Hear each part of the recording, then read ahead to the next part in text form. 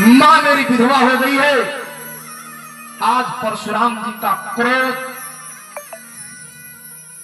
पराकाष्ठा पर चला गया और सहस्त्रार्जुन के सारे पुत्रों की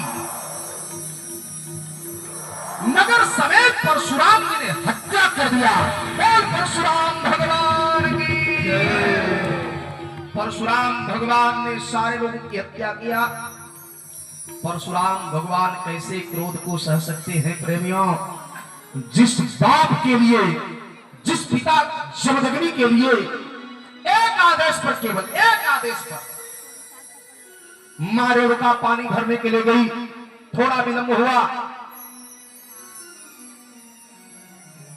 जमदग्नि जी के पास जब आती है, जमदग्नि जी ने कहा आपने बड़ा विलंब किया, क्रोध में हो जाते हैं। परशुराम जी से कहते हैं परशुराम, हाँ पूज्य पिताजी का मेरा एक आदेश है, अपने मां के सिर को अलग कर दो, काट दो, और अपने भाइयों को भी काट दो।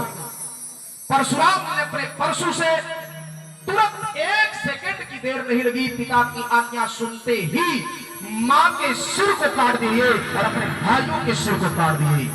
मौत के घाट उतारने वाले परशुराम जी केवल अपने बाप के, अपने पिता के आदेश से आज वो पिता की मृत्यु देख करके परशुराम जी बिलख पड़ते हैं। उसको काटा। गणेश बाबा को एक दंत कहा जाने लगा। परशुराम जी बहुत बड़े धर्मशील, बहुत बड़े महात्मा, जिसका कोई वर्णन नहीं हो सकता, अत्यंत क्रोधी और अत्यंत तपस्वी थे और भगवान विष्णु के 6ठा अवतार थे। केवल संत नहीं थे, परशुराम जी भगवंत थे, भगवंत। और परशुराम जी ने सहस्त्रार्जुन का वध किया। कामधेनु गाय के कारण सहस्त्रार्जुन समेत समस्त लोगों का स्वागत जमदग्नि जी ने किया और उसी का सहस्त्रार्जुन का वध हुआ।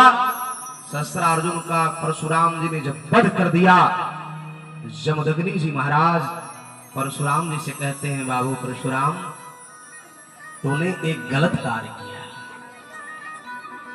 तुमको ये हत्या नहीं करनी चाहिए थी। ब्राह्मण को शीलवान होना चाहिए।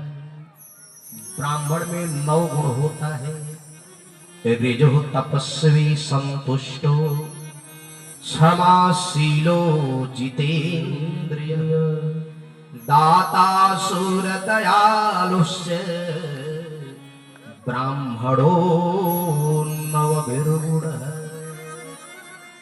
9 गुण। क्षमाशील होना चाहिए, धैर्यशील होना चाहिए, संतुष्टि होना चाहिए, तपस्वी होना चाहिए, जितेंद्रिय होना चाहिए। तपस्या करना पड़ेगा।